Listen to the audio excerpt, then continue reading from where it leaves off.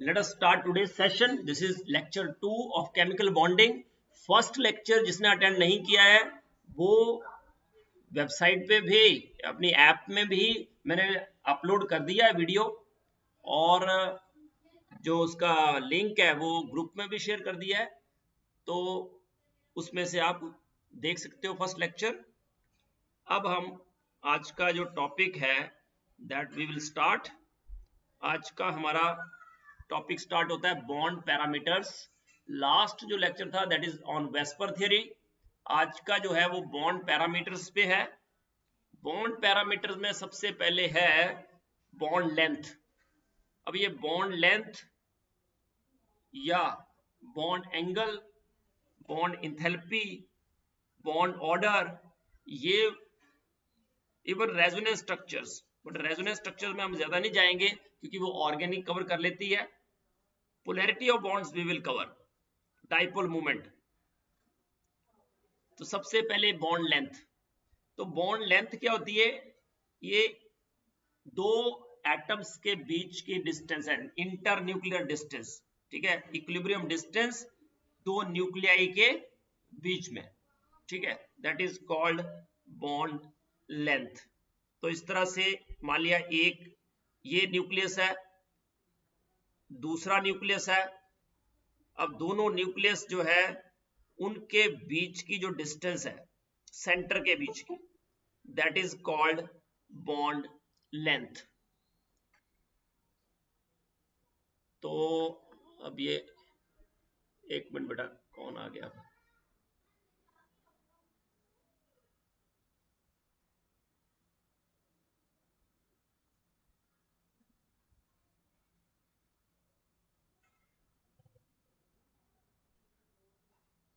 भैया 8:45 से पहले आ जाया करो सब, ताकि बार बार क्लास डिस्टर्ब ना हो।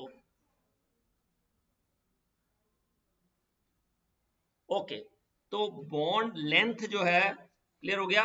इट इज द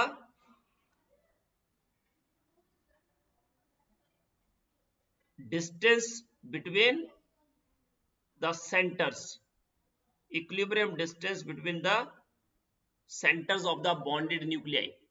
और अगर बॉन्ड लेंथ मेजर करनी है तो वी हैव डिफरेंट मेथड्स, जिसमें स्पेक्ट्रोस्कोपिक मेथड है, एक्सरे डिफ्रैक्शन है, इलेक्ट्रॉन डिफ्रैक्शन टेक्निक्स है। ये भी याद कर लेना बेटा, कई बार ऐसे ही क्वेश्चन आ जाएगा कि बॉन्ड लेंथ मेजर करने के लिए कौन कौन सी टेक्निक्स हैं। तो याद रखना कि बॉन्ड लेंथ मेजर करने के लिए we can use spectroscopy, X ray diffraction, electron diffraction. अब जैसे ये दो बॉन्डेड एटम्स हैं तो उनके सेंटर के बीच की जो डिस्टेंस है, ये दो कार्बन, मान लीजिए दो कार्बन है, कार्बन कार्बन, ये कार्बन हाइड्रोजन है, तो कार्बन हाइड्रोजन के बीच की लेंथ, तो ये बॉन्ड लेंथ, ये बॉन्ड टाइप, ये कोवलेंट बॉन्ड लेंथ। याद करने की जरूरत नहीं है, सिर्फ आपको ये देखना है कि जैसे देखो ये है C डबल बॉन्ड N और C ट्रिपल बॉन्ड N, तो जैसे ही bond between the two atoms increase करेंगे बॉन्ड की लेंथ डिक्रीज हो जाएगी, ठीक है। वैसे ही एटम की बात करें तो देखो ऑक्सीजन, कार्बन, नाइट्रोजन, यहां देखो ऑक्सीजन, हाइड्रोजन, कार्बन, हाइड्रोजन, ठीक है। तो जैसे ही आप ऑक्सीजन से कार्बन पे गए तो देखो बॉन्ड की लेंथ बढ़ गई। क्यों? क्योंकि कार्बन और ऑक्सीजन में कौन सा एटम छोटा है? यस बेटा,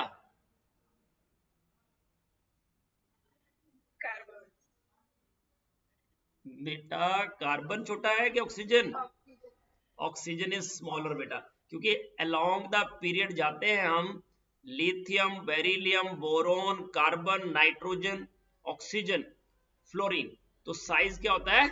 डिक्रीज, ठीक है।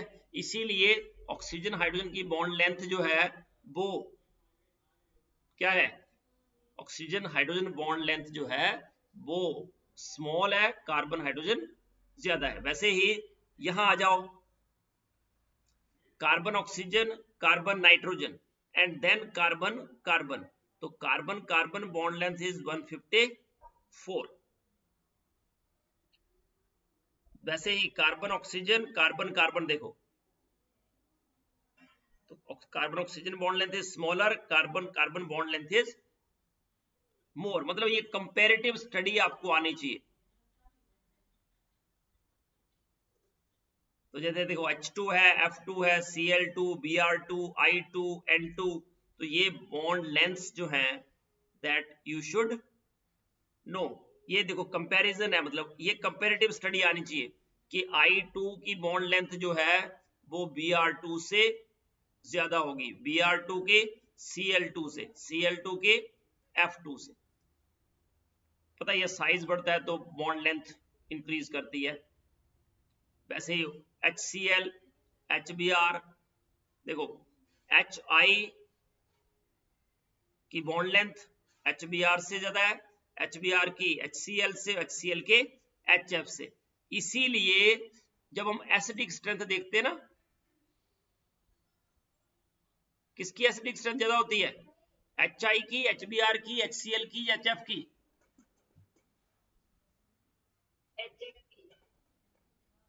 नहीं बेटा, HI जो है that is stronger acid than HBr than HCl। ये इलेक्ट्रोनेगेटिविटी की बेस पे जाए तो HF सबसे ज्यादा होना चाहिए, बट डाउन द ग्रुप जब जाते हैं हम तो size will decide, size is dominating. याद रखना, डाउन द ग्रुप जाते हैं तो साइज इज डोमिनेटिंग, ठीक है। तो बॉन्ड लेंथ जो होती है that is inversely proportional to bond strength. Strength bond की कम हो जाती है, लेंथ सबसे ज्यादा है तो इसको तोड़ना सबसे इजी होगा, ठीक है, ओके।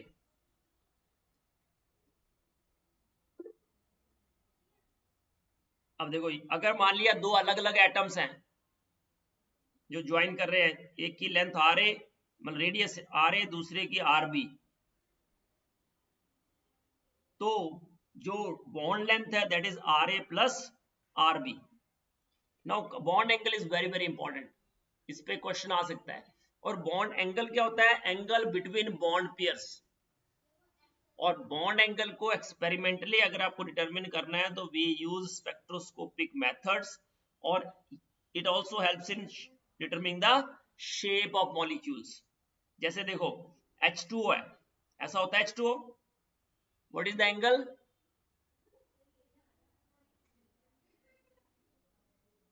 शायद डिस्कस किया था हमने, व्हाट इज द एंगल,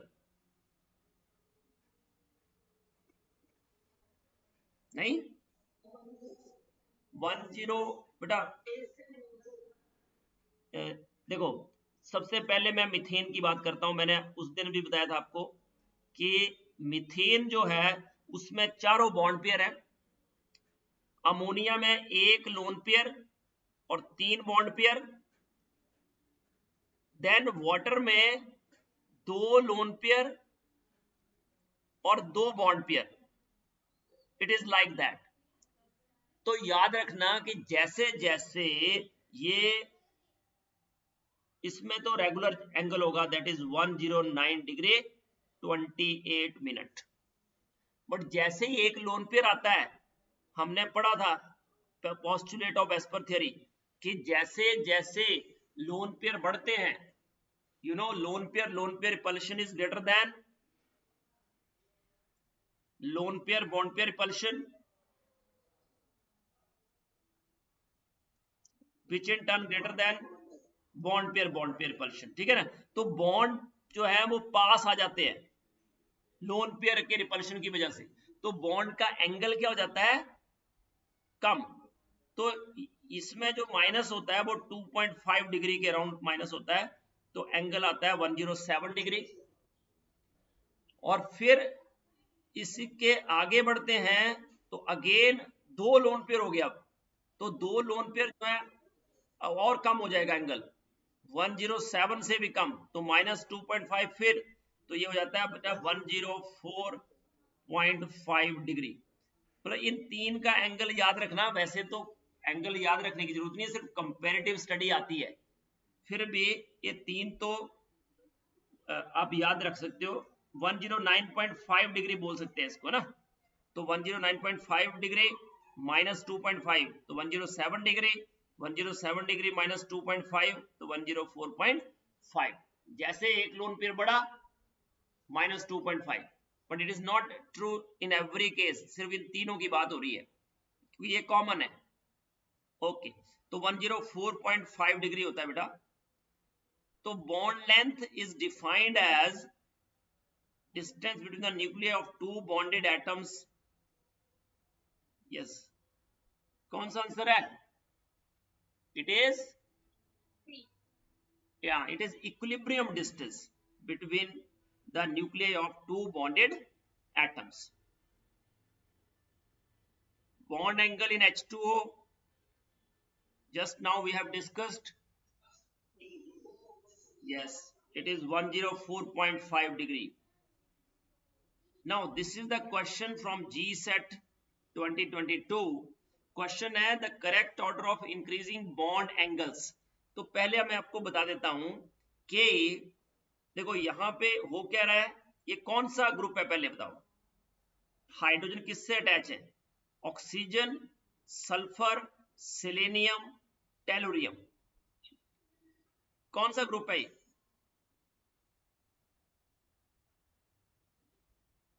ये तो क्लियर हो रहा है ना कि ऑक्सीजन फैमिली है। इस उससे टेपो याद है, तो दिस इज ऑक्सीजन फैमिली। मतलब इन सब में वैलेंस इलेक्ट्रॉन सेम है, तो सब में दो बॉन्ड पेयर होंगे, दो लोन पेयर। अब देखो ये एलिमेंट है जिसमें दो बॉन्ड पेयर और दो लोन पेयर, ये है केस, सब में ऐसा है। अब इस एलिमेंट की बात करते हैं। What is the effect of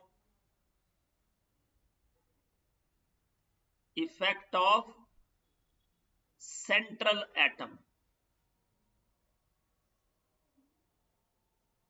effect of central atom on bond angle, मतलब सेंट्रल एटम का इलेक्ट्रोनेगेटिविटी का डिफरेंस, और साइज का भी बोल सकते हैं। तो आपको पता है एलिमेंट के साथ तो ये तभी इफेक्ट करेगा जब लोन पेयर भी हो बॉन्ड पेयर के साथ। तो देखो लोन पेयर है और ये बॉन्ड पेयर है, और मैंने बताया कि लोन पेयर रिपल्शन ज्यादा होता है than lone pair bond pair, which in turn greater than bond pair. इसलिए एंगल तो 109 डिग्री 28 मिनट से कम होगा। Bond angle is less than 109 degree 28 minute. But अब केस अलग है। अब केस क्या है कि ये जो सेंट्रल एटम है वो चेंज हो रहा है बार बार। अब याद रखना कि अगर इलेक्ट्रोनेगेटिविटी जो है, electronegativity of central atom increases, पर यहां पे क्या हो रही है डिक्रीज, तो डिक्रीजेस। चलो इलेक्ट्रोनेगेटिविटी अगर सेंट्रल एटम की डिक्रीज करती है तो क्या होगा बेटा, बॉन्ड पेयर कहां जाएगा बताओ, सेंट्रल एटम के पास जाएगा कि दूर जाएगा? यस बेटा, ये सेंट्रल एटम है, बताओ अगर इलेक्ट्रोनेगेटिविटी सेंट्रल एटम के डिक्रीज कर रही है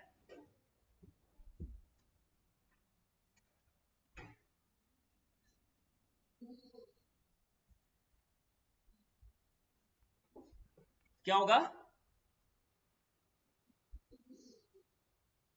बेटा? इलेक्ट्रोनेगेटिविटी सेंट्रल एटम की कम हो रही है ना, तो सेंट्रल एटम उसको अट्रैक्ट नहीं करेगा। इलेक्ट्रोनेगेटिविटी मतलब लोन जो पेयर है शेयर्ड, वो उससे दूर दूर जाता जाएगा। क्या करेगा, वो दूर जाएगा। मैं 3 एटम लिखता हूं, देखो ये सेंट्रल एटम है, ध्यान से देख लो इसको, ये मैं 3 बना रहा हूं, लोन पेयर मैं शो नहीं कर रहा हूं जस्ट फॉर क्लैरिटी। इसमें लोन पेयर यहां पे, सॉरी शेयर्ड पेयर की बात हो रही है, इसमें शेयर्ड पेयर थोड़ा आगे, इसमें शेयर्ड पेयर और आगे। अब मुझे बताओ इनमें से कौन से एटम की इलेक्ट्रोनेगेटिविटी जो है सबसे ज्यादा है, फर्स्ट की, सेकंड की या थर्ड की?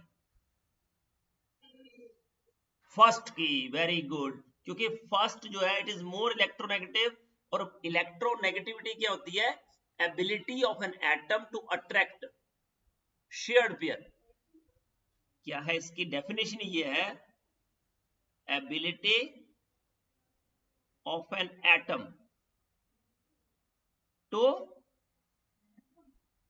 Attract shared pair, shared pair attract करने के एबिलिटी।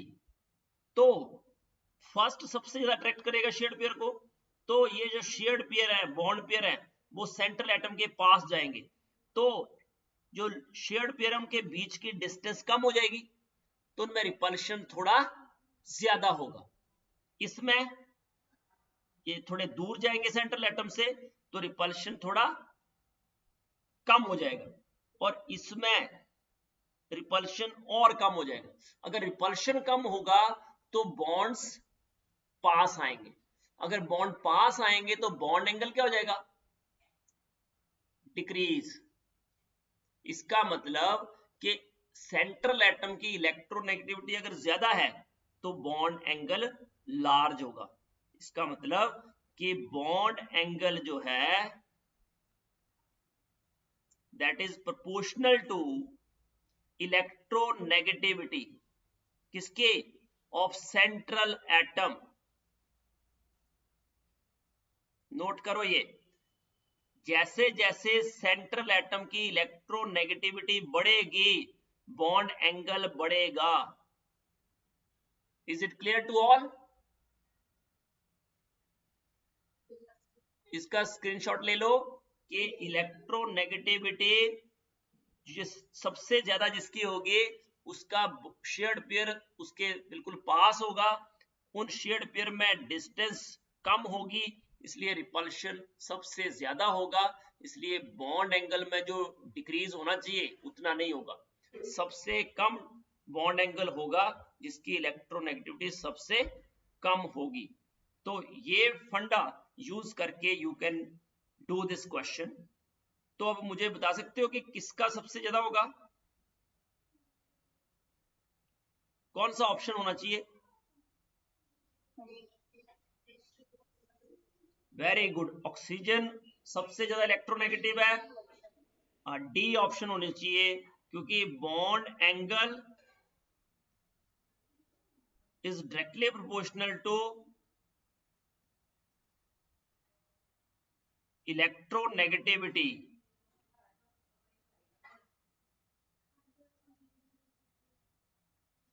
Of central atom. तो इसलिए ऑप्शन डी जो है वो राइट ऑप्शन होगी।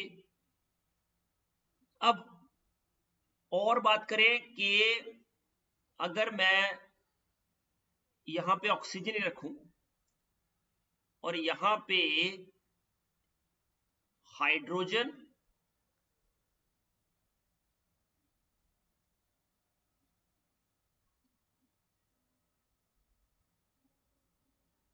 मतलब सब्स्टिट्यूएंट एटम की बात करते हैं कि सब्स्टिट्यूएंट एटम्स जो हैं वो इलेक्ट्रोनेगेटिविटी उनकी कम होती जा रही है, अगर तो क्या होगा बताओ, बॉन्ड एंगल और सब्स्टिट्यूएंट एटम की इलेक्ट्रोनेगेटिविटी में क्या रिलेशन होगा?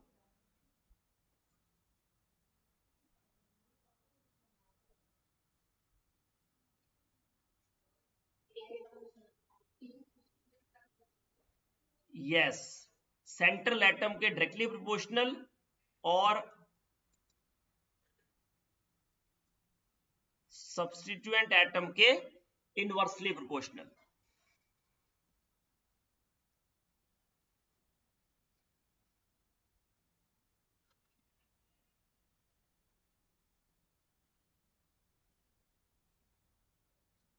चलो ये नेक्स्ट क्वेश्चन आया हुआ है सेम एग्जाम में, इट इज फ्रॉम GSET 2014। तो इसका आंसर बताओ।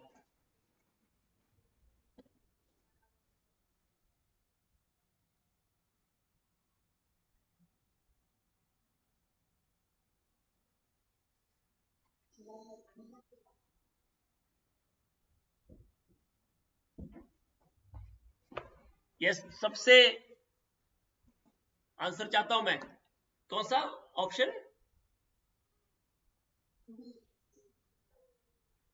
Greater the number of lone pairs, contraction caused in the bond angle जो है वो बढ़ जाएगा। बिल्कुल सही जवाब, क्योंकि अभी मैंने पढ़ा कि जब एक लोन पेयर था तो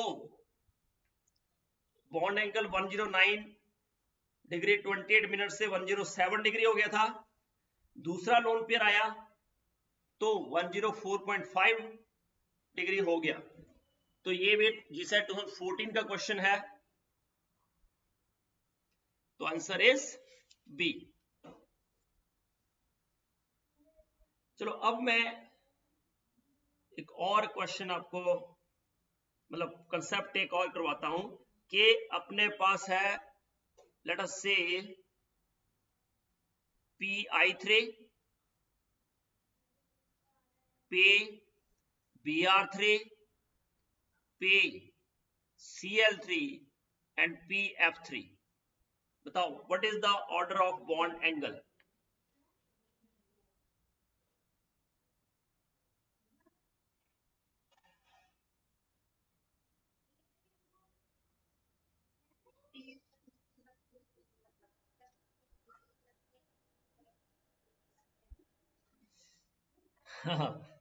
आई ये जो कम वाले क्यों बोला कम?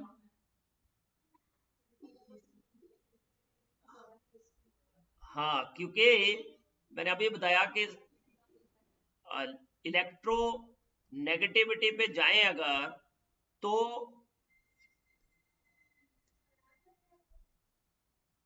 बॉन्ड पेयर जो है that is away means very close to fluorine.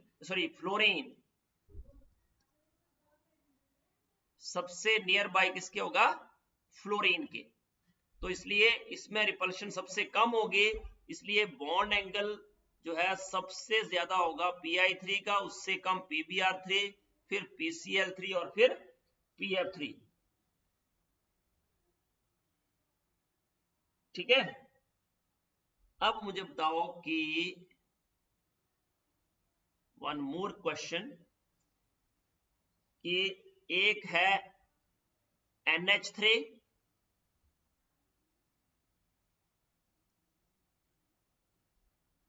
और एक है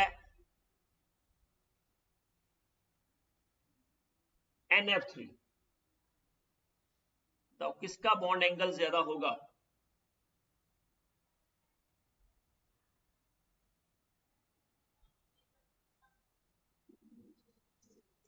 NH3 का बॉन्ड एंगल ज्यादा होगा NF3 से, क्योंकि fluorine is more electronegative substituent atom है। ठीक है ना। चलो तो एक और क्वेश्चन फॉर यू ऑल, एक है CH4 और एक है CF4, किसका बॉन्ड एंगल ज्यादा होगा? बेटा इनका दोनों का एंगल बराबर होगा, क्योंकि इनमें कोई लोन पेयर नहीं है, दे आर रेगुलर स्ट्रक्चर्स। ये भी दिमाग में फिट कर लो, अगर स्ट्रक्चर रेगुलर है, समझे, अगर रेगुलर ज्योमेट्री है तो एटम चेंज करने से कोई फर्क नहीं पड़ेगा, PCl5 हो या PF5 है, जो बॉन्ड एंगल है वो क्या होंगे? सेम। ठीक है, हाँ जी,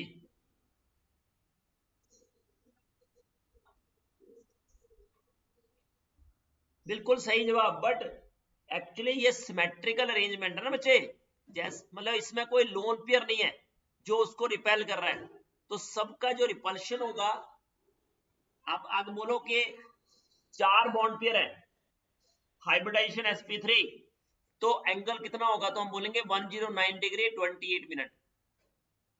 बट जैसे ही,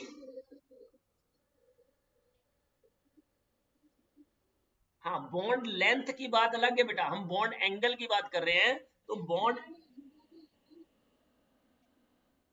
हाँ बॉन्ड एंगल तो एटम के साइज पे डिपेंड करता है ना बच्चे, बट बॉन्ड एंगल जो है वो डिपेंड करता है टोटल बॉन्ड पेयर, एंड अगर लोन पेयर और बॉन्ड पेयर हैं एटम में, तो जो है बॉन्ड एंगल सब्स्टिट्यूएंट एटम के हिसाब से चेंज होगा।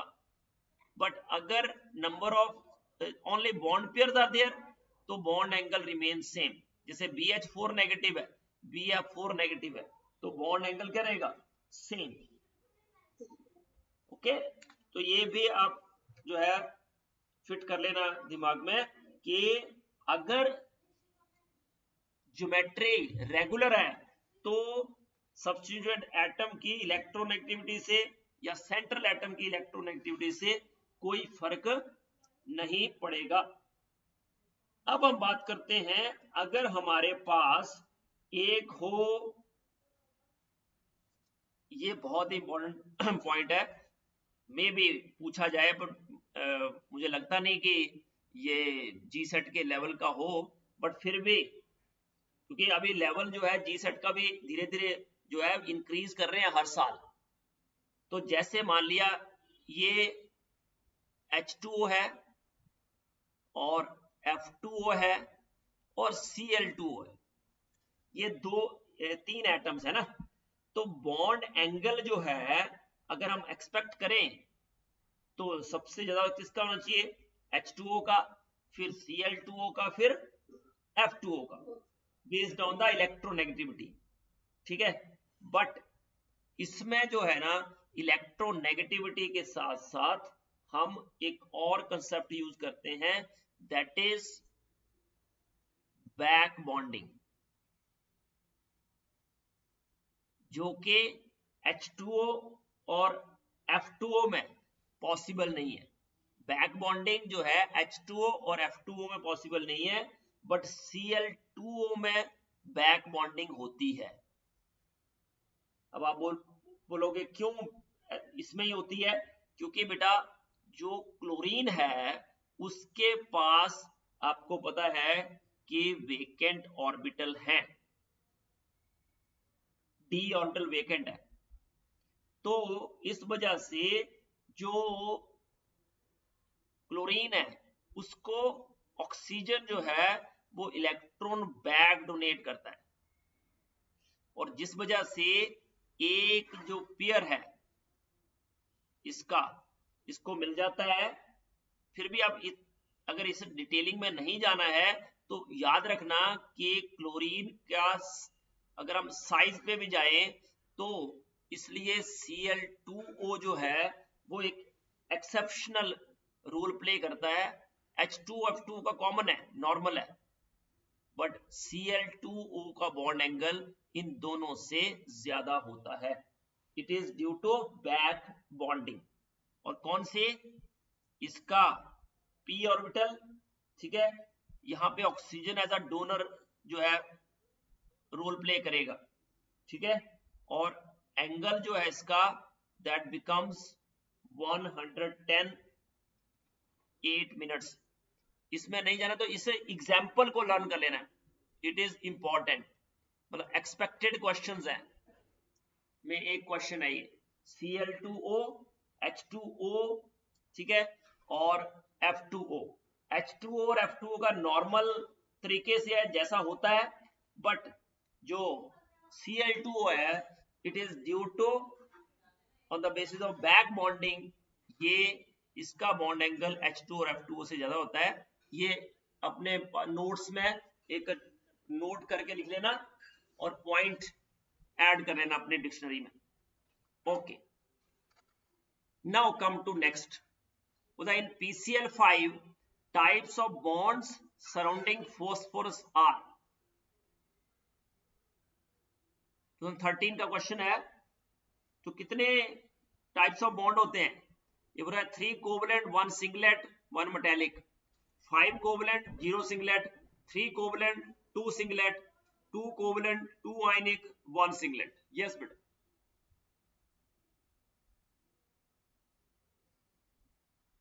वो जी सेट का क्वेश्चन है, कुछ ट्विस्ट नहीं है, सिंपल क्वेश्चन है. PCl5 का स्ट्रक्चर बनाओ. कितने कोवलेंट बॉन्ड होते हैं? Very good. क्योंकि PCl5 जो है इस तरह से बनाते हो आप, तो ये सारे क्या है? Covalent bonds. क्योंकि सिंगलेट का तो कंसेप्ट ही फेल हो गया था, क्योंकि सिंगलेट कंसेप्ट दिया गया था, सजन ने दिया था. उसने बोला था कि कोई भी ऑक्टेट से ज्यादा इलेक्ट्रॉन नहीं होते किसी में भी. तो ये बोल रहा था कि PCl5 में 3 तो ये कोवलेंट बॉन्ड होते हैं और 2 सिंगलेट होते हैं, तो जिससे 6 4 10 हो जाए. ठीक है, बट एक्चुअल में इसमें तो टोटल कितने होते हैं? ये टोटल 10 होते हैं ना इसमें, पर बोलता है कि 8 ही हो सकते हैं मैक्सिमम. ये कंसेप्ट दिया था सजन ने. ये आपको दिख रहा है अच्छे से? Are you able to read? Okay. तो सजन जो है इसने थियरी ऑफ ऑक्टेट जो रूल था ना, उसको उसने सपोर्ट किया था. उसने बोला था कि जो भी एटम्स होंगे वो ऑक्टेट से ज्यादा इलेक्ट्रॉन्स में नहीं हो सकते. देखो, concept of octet can never be disobeyed. मतलब सिडविक ने बाद में ये ओवररूल कर दिया ना कि मैक्सिमम कोवेलेंसी का रूल दिया, बट उसने बोला था कि ऑक्टेट से ज्यादा इलेक्ट्रॉन नहीं हो सकते. According to him, maximum number of electrons in valency orbit cannot exceed 8. Therefore, he introduced a new union where one electron is shared between two atoms. और उसको उसने बोला सिंगलेट लिंकेज, और सिंपली सिंगलेट. और उस सिंगल इलेक्ट्रॉन लिंकेज को उसने half bond भी बोला. तो इसमें तो सिंपल सा फंडा है कि 5 कोवलेंट बॉन्ड है और नो सिंगलेट. पर इसमें भी एक कंसेप्ट आप ऐड कर लो. अगर कभी आपको क्वेश्चन ऐसे आए कि what is the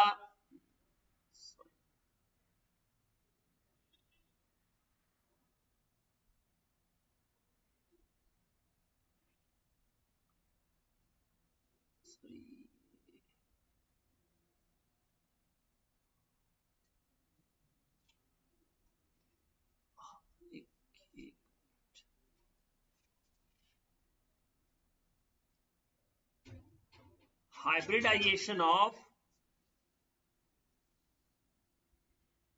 phosphorus in solid PCl5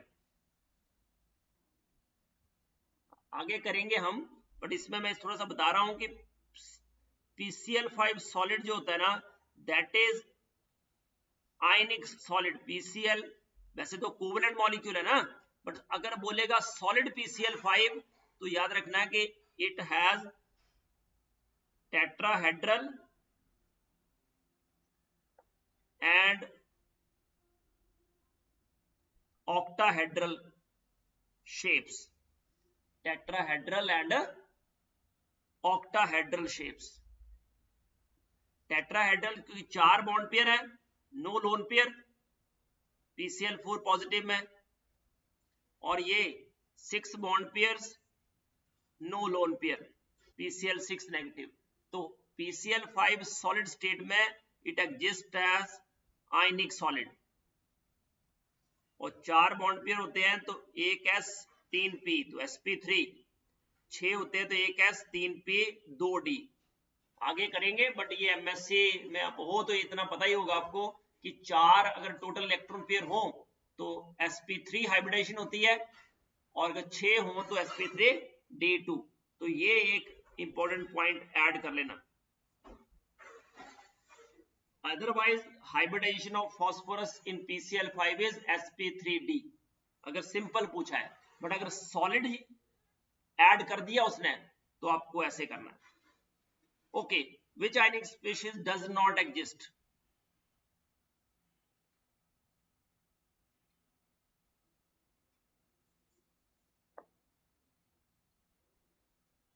this is question from GSET 2013।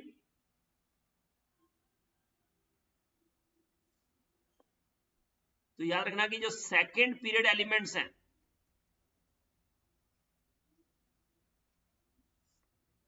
कितने बॉन्ड बना सकते हैं?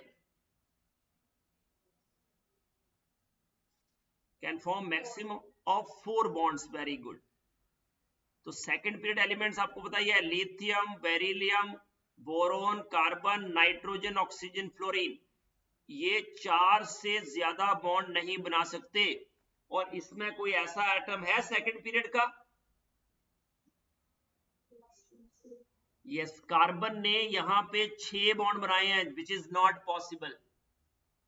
इसलिए हम बोलते हैं ना NCl5 does not exist, PCl5 does exist, क्योंकि नाइट्रोजन 4 से ज्यादा बॉन्ड नहीं बना सकता। तो C ऑप्शन आएगा।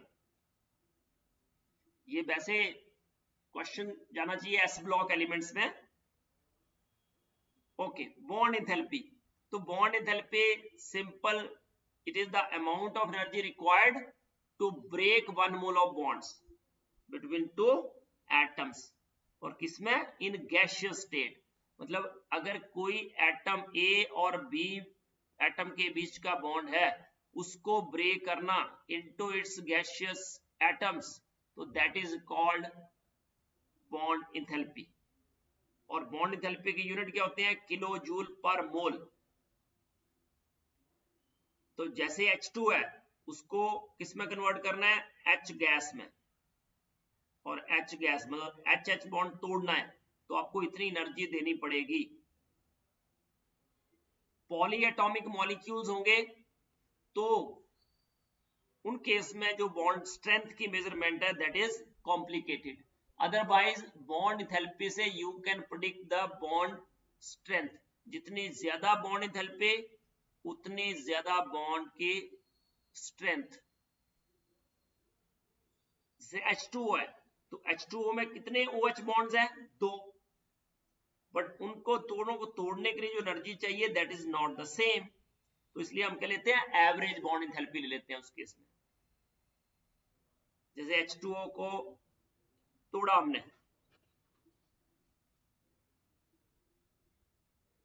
तो अलग अलग एनर्जी चाहिए इनको ब्रेक करने के लिए, तो एवरेज एनर्जी आ जाएगी ये। तो it is not gaseous, sorry ionic नहीं होंगे इस तरह से।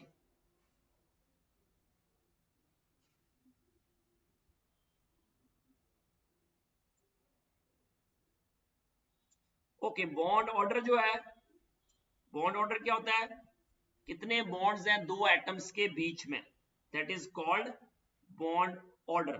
जैसे H2 का बॉन्ड ऑर्डर क्या होगा? 1, O2 का बॉन्ड ऑर्डर 2, N2 का बॉन्ड ऑर्डर 3। तो आइसोइलेक्ट्रॉनिक मॉलिक्यूल जो आयंस होते हैं उनका आइडेंटिकल बॉन्ड ऑर्डर होता है। अब do you know what do you mean by isoelectronic molecules? Yes बेटा, व्हाट आर आइसोइलेक्ट्रॉनिक? तो आइसो मतलब सेम, इलेक्ट्रॉनिक मतलब हाँ, जिनमें सेम इलेक्ट्रॉन्स हो, नंबर ऑफ इलेक्ट्रॉन सेम हो, उनको हम आइसो इलेक्ट्रॉनिक बोलते हैं। जैसे N2 की बात करें और N2 के साथ मैं लिख दूं Se2O2 नेगेटिव, तो नाइट्रोजन में कितने इलेक्ट्रॉन होते हैं? 7 + 7 14। C2 नेगेटिव में कितने होंगे? कार्बन में 6, दूसरे कार्बन के 6, 2 इलेक्ट्रॉन इसने गेन कर लिए, तो टोटल 14। तो इसका बॉन्ड ऑर्डर भी क्या होगा? 3। वैसे ही what is the bond order of F2? FF के बीच में कितने बॉन्ड होते हैं?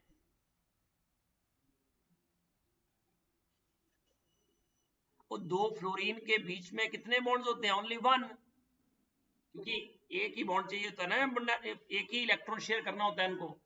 तो F2 में कितने इलेक्ट्रॉन है? 18। तो O2 2 नेगेटिव में कितने इलेक्ट्रॉन है?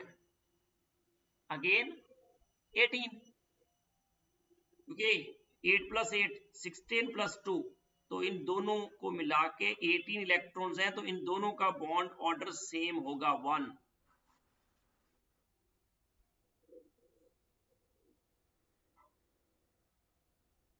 Bond order is proportional to bond enthalpy. Bond order is also inversely proportional to bond length. तो ये भी याद रखना कि bond order, or we can say bond strength,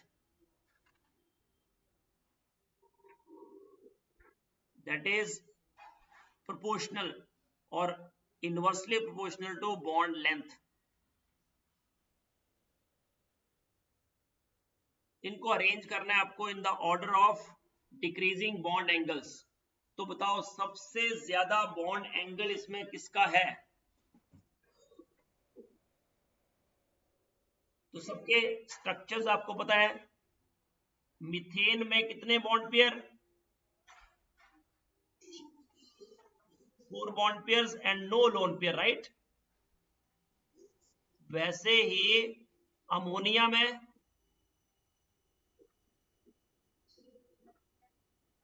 3 bond pairs and at the same time 1 lone pair. Total pair तो 4 ही हुए, इसमें भी टोटल पेयर 4। वैसे ही H2O में 2 बॉन्ड पेयर 2 लोन पेयर। अगर मैं BF3 की बात करूं तो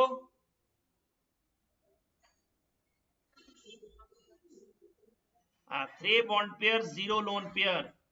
और C2H2 तो सबको पता ही है, इथाइन है, ये ऑर्गेनिक कंपाउंड है और इसका sp हाइब्रिडाइजेशन होता है। चलो, तो अब हम बात करते हैं एंगल की। तो पहले रेगुलर स्ट्रक्चर की बात करते हैं। रेगुलर में कुछ नहीं देखना होता है, सिंपल 4 बॉन्ड पेयर है तो they are arranged in 109 degree 28 minute. 3 bond pair होते हैं तो ट्राइगोनल प्लेनर 120 डिग्री। और ये जो है कितना होगा? 180 डिग्री। Very good. तो सबसे ज्यादा बॉन्ड एंगल तो हो गया C2H2 का, जो कि 180 डिग्री है। उसके बाद अब देखो, इन तीनों को कंपेयर कर सकते हैं हम। इन तीनों को किया था ना कि ये 107 होता है, 104.5, ये तीनों, क्योंकि 4 बॉन्ड पेयर, 1 लोन पेयर आ गया, 2 लोन पेयर आ गए, तो बॉन्ड एंगल कम हो जाएगा। तो इस तरह से अगर हम बॉन्ड एंगल की बात करें तो it is C2H2, then BF3, then CH4, then NH3, then H2O. We have already discussed all these molecules. Now, which of the following has the largest bond angle? Yes, beta.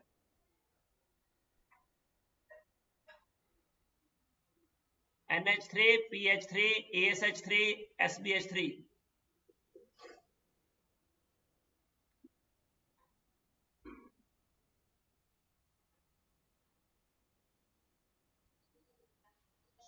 NH3 अभी किया था हमने, H2O वाला, H2O, H2S, H2SC, H2T, है ना। कि down the group जाते हैं तो बॉन्ड एंगल क्या होता है?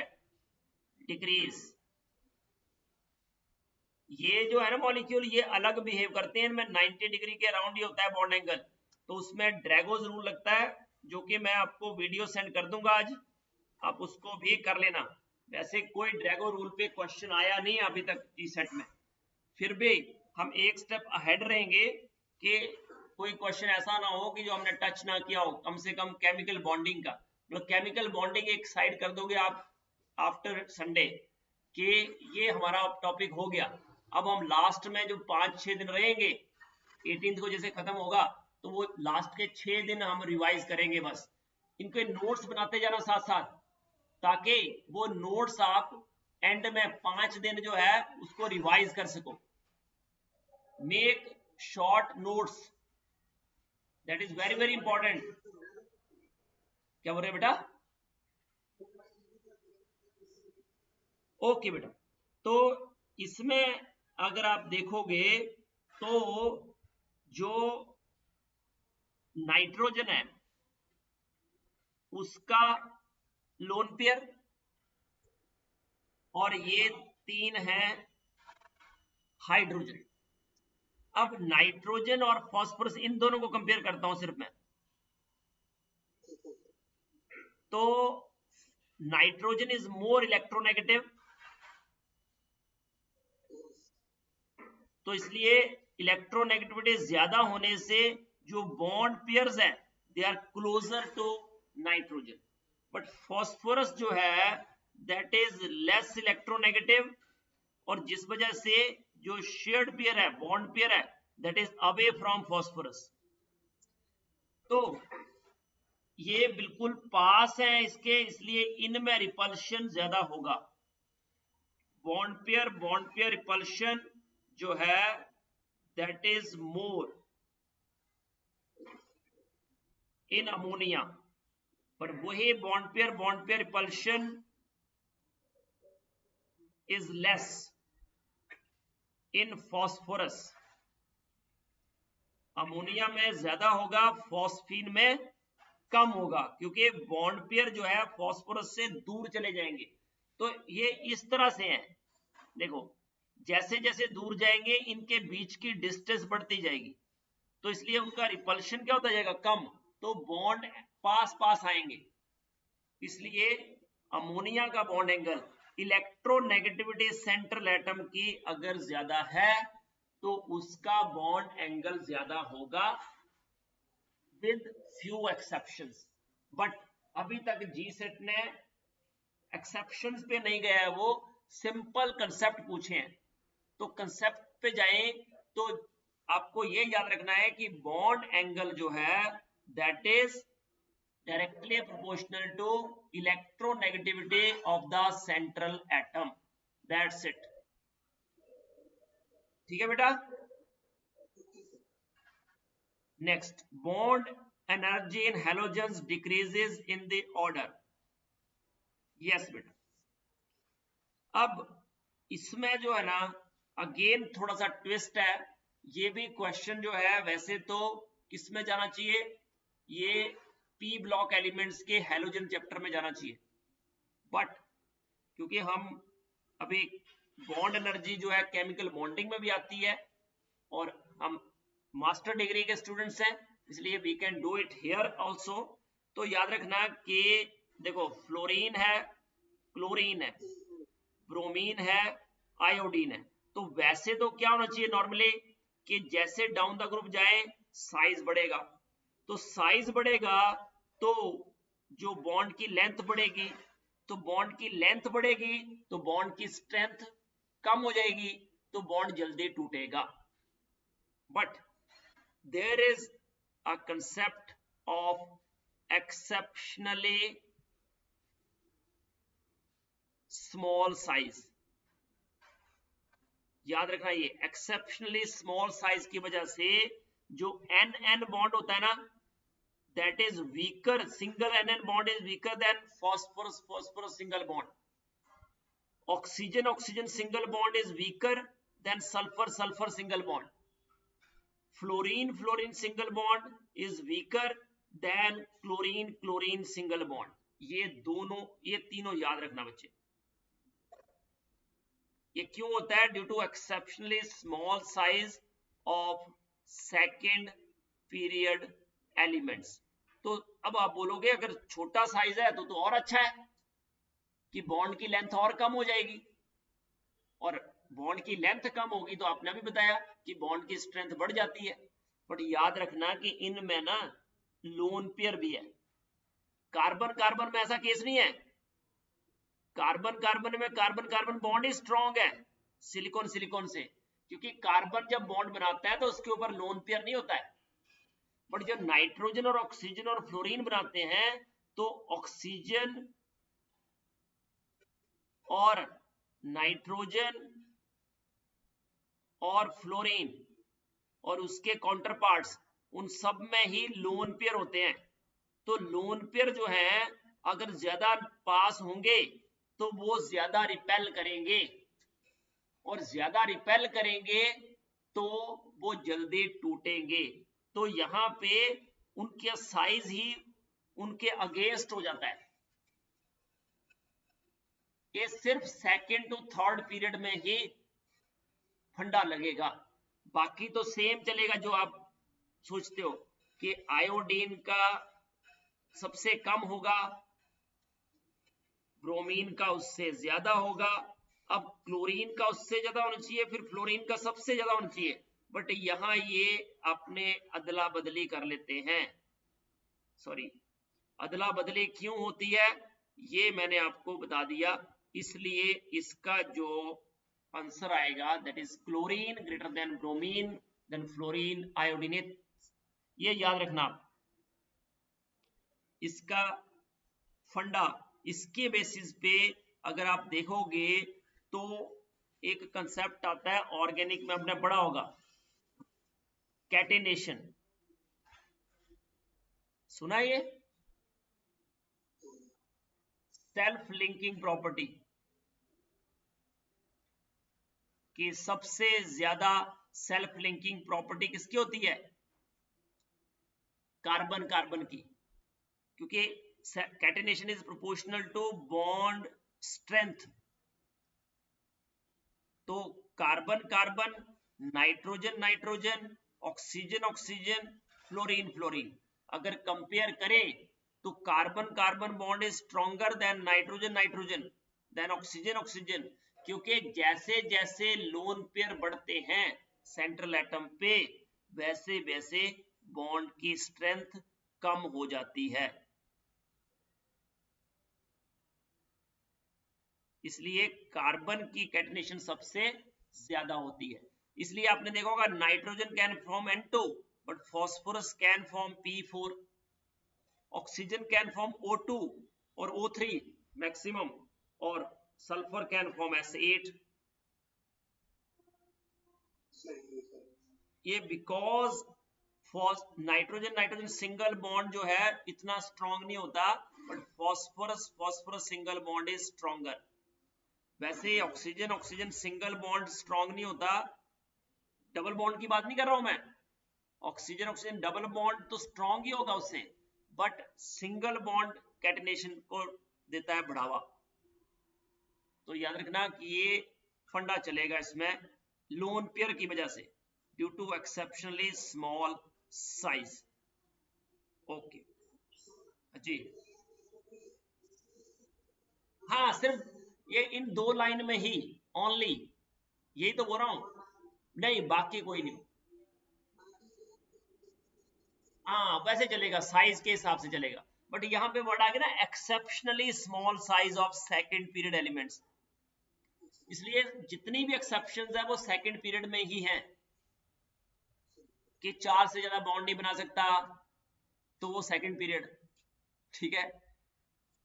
एक्सेप्शनली स्मॉल साइज तो किसका? Second period. सेकंड पीरियड जिसको याद है ना उसके सारे फंडे, उस बाकी तो कुछ भी नहीं है, बाकी तो कुछ याद करना ही नहीं है। कार्बन कार्बन बॉन्ड लेंथ जो है किसमें लीस्ट होगी? जी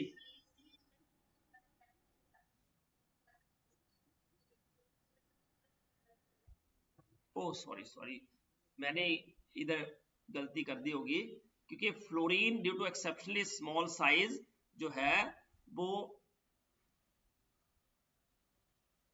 इस तरह से होगा, ठीक है, सही, वो सही है, Cl2 Br2 F2 I2, but fluorine is an exception. बाकी तो देखो Cl2 Br2 I2 they are following the trend, सिर्फ फ्लोरीन को हमने फिट किया कहीं बीच में, ठीक है। It is because of exceptionally small size of fluorine. Okay, okay, carbon carbon bond length. I am happy कि आप लोग बिल्कुल ध्यान से देख रहे हो चीजों को और ऑब्जर्व कर रहे हो। ग्रेट। ओके, अब आपके पास है C2H6, C6H6, C2H4, C2H2। किसकी बॉन्ड लेंथ सबसे कम होगी? तो अगर हम स्ट्रक्चर बनाए इनके तो C2H6 क्या होगा? CH3 CH3, तो मतलब there is a single bond.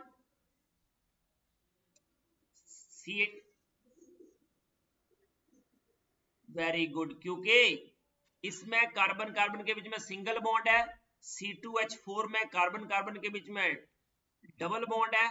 C2H2 में कार्बन कार्बन के बीच में ट्रिपल बॉन्ड है। और अगर हम बेंजीन की बात करें तो इस तरह से हम लिख सकते हैं इसको, और इसका रेजोनेंस भी बना सकते हैं। ये दो स्ट्रक्चर बना सकते हैं। और इसका अगर बॉन्ड ऑर्डर निकालना हो आपको कार्बन कार्बन का, देखो इसमें सिंगल है, इसमें डबल है, इसमें ट्रिपल है, तो बेंजीन में कार्बन कार्बन बॉन्ड ऑर्डर कितना है? इसका बॉन्ड ऑर्डर 1, सॉरी, इसमें बॉन्ड ऑर्डर 2, इसमें 3।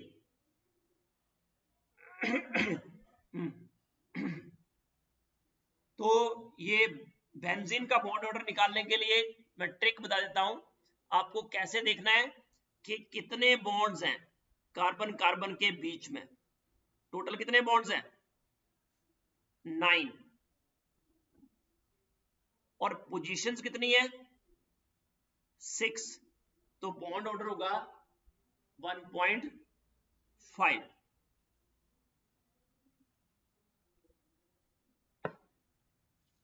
तो पॉली एटॉमिक मॉलिक्यूल्स में बॉन्ड ऑर्डर कैसे हम फाइंड आउट करते हैं उसका भी मैं आपको अलग से वीडियो भेजूंगा। तो ये अगर हम चारों को देखें तो बॉन्ड ऑर्डर सबसे ज्यादा C2H2, इसलिए बॉन्ड लेंथ सबसे कम। तो ऑर्डर लिखेंगे तो 4 का सबसे कम बॉन्ड लेंथ, 3 का उससे बाद 2, और सबसे ज्यादा होगा 1 का। तो ये बॉन्ड ऑर्डर बॉन्ड लेंथ का ऑर्डर है। जिसका बॉन्ड ऑर्डर ज्यादा उसकी बॉन्ड लेंथ कम। तो इसलिए 4th is the right answer. एंटोम का बॉन्ड ऑर्डर कितना है?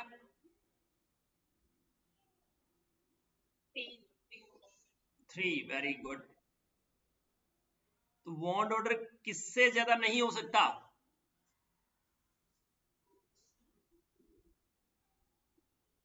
ये पी ब्लॉक की बात हो रही है बच्चे, है ना? तो पी ब्लॉक में बॉन्ड ऑर्डर 3 से हम ज्यादा नहीं बनाते हैं generally. Bond angle is more इनमें सबसे ज्यादा बॉन्ड एंगल किसका है?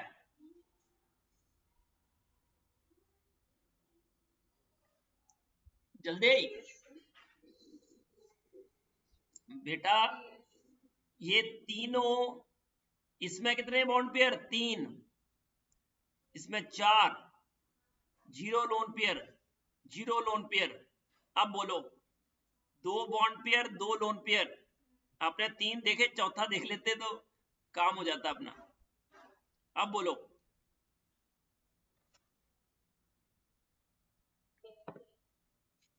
ऑब्वियसली इट इज BF3, क्योंकि इसका 120 डिग्री एंगल होगा बेटा। इनका 109 डिग्री, ये आपने किया ही था 104.5 degree, 107 degree. Oh my God, ये क्वेश्चन तो आया हुआ जी सेट में। माय गॉड, आंसर भी मैंने दे दिया। Bond angle of Cl2O। देखो ये क्वेश्चन पूछा हुआ, इसका मतलब ऐसे क्वेश्चन भी आ रहे हैं जी सेट में। 18 का ही क्वेश्चन है कि Cl2 का जो बॉन्ड एंगल है वो बताओ F2O से स्मॉलर होगा या H2O से, या H2O से ग्रेटर होगा, या H2O के बराबर होगा?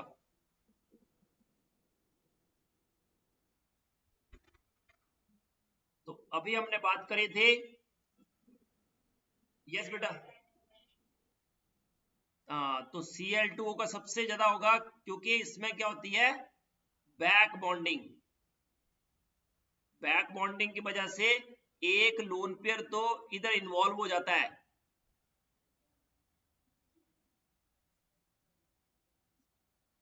ठीक है, और जिस वजह से बॉन्ड एंगल बढ़ जाता है, दो लोन पेयर की वजह से एक लोन पेयर हो जाता है, तो इसलिए आंसर आएगा B. What is the bond angle in, अच्छा सीधा एंगल ही पूछ लिया बच्चे, इसका मतलब एंगल आपको याद रखने हैं। It is from G set 16 NCl3 है। देखो अब आपको एंगल मान लिया याद नहीं है तो भी आप, हाँ वेरी गुड, क्योंकि क्योंकि 3 क्लोरीन है, एक लोन पेयर है, एक लोन पेयर की वजह से 4 में एंगल कितना होना चाहिए, 109 डिग्री 28 मिनट, बट क्योंकि लोन पेयर है तो वो इनको रिपेल करेगा, जिससे एंगल 109 से थोड़ा कम हो जाएगा, तो ये दो तो वैसे ही कैंसिल हो गए, बचे ये दो, तो 90 is not possible, it is 107। तो इसका मतलब ये है कि आपको ड्रैगो रूल भी करना ही पड़ेगा, क्योंकि अगर यहीं कहीं पूछ लिया होता PH3 या AS, हाँ जी बेटा, ओके बेटा, BF3 जो है उसमें कितने बॉन्ड पेयर लोन पेयर निकालने आ गए आपको, ओके बेटा, तो ये BF3 जो है उसमें 3 बॉन्ड पेयर है, तो शेप क्या होगी, ट्राइगोनल प्लेनर। ट्राइगोनल प्लेन मतलब एक ही प्लेन में ये ट्राइंगल के फॉर्म में है, तो टोटल एंगल तो 360, तो हर एक एंगल कितना हो गया, 120 डिग्री, मतलब दो बॉन्ड के बीच का angle, that is bond angle, ठीक है बेटा, डन। तो इसमें आप याद रखना, अब बताओ बॉन्ड एंगल इन ओजोन मॉलिक्यूल,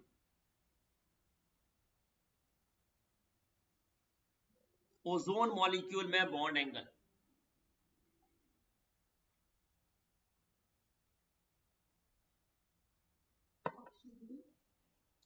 अब देखो मेरी बात सुनो, वो वाटर का फंडा आपने लगा दिया है ना, बट ओजोन को अगर आपको लिखना, you will write it as OO2, ठीक है, तो इसमें दो बॉन्ड पेयर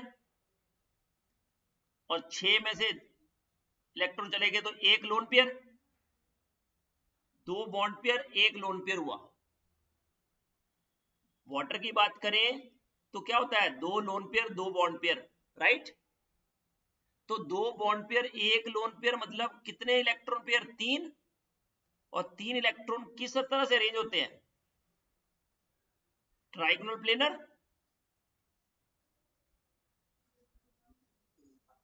तो अब बताओ कि अगर तीनों बॉन्ड पेयर होते तो कितना एंगल होता,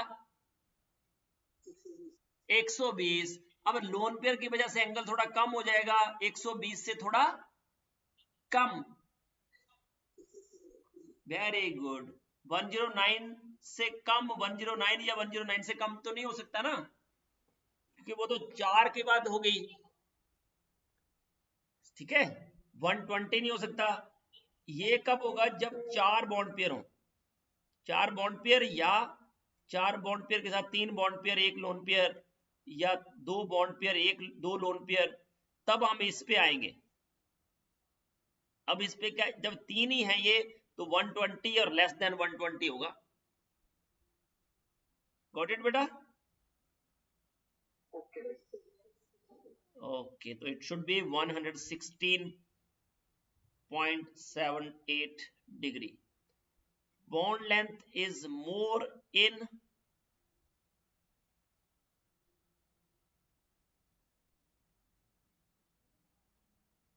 किसमें बॉन्ड लेंथ ज्यादा होगी, यस, क्योंकि वो दो तीनों सेकंड पीरियड एलिमेंट्स हैं। N2 O2 और F2 को कंपेयर करें तो N2 सबसे छोटा होगा, O2 फिर F2, क्योंकि इसमें ट्रिपल बॉन्ड है, इसमें डबल बॉन्ड है और इसमें सिंगल, और क्लोरीन तो इससे भी ऊपर, ये पीरियड ही चेंज हो गया। ओके, तो this is all about today's session. Next lecture में हम डाइपोल मूवमेंट करेंगे, पोलैरिटी ऑफ बॉन्ड्स करेंगे। तो आज जो है मैं आपको आज का जो टेस्ट होगा आपका, that is related to bond strength, bond length, bond angle, ठीक है। जितना मैंने आपको बताया है उसको पढ़ो, शेप्स लर्न करो, और बॉन्ड पेयर लोन पेयर के बेस पे देखो कि बॉन्ड एंगल इससे कम होगा, इससे ज्यादा होगा। और जो बॉन्ड एंगल आता है ना, वो जनरली या तो 3 बॉन्ड पेयर या 4 बॉन्ड पेयर, इन टेट्राहेड्रल और ट्राइगोनल प्लेनर में घूमते हैं सारे क्वेश्चंस बॉन्ड एंगल के।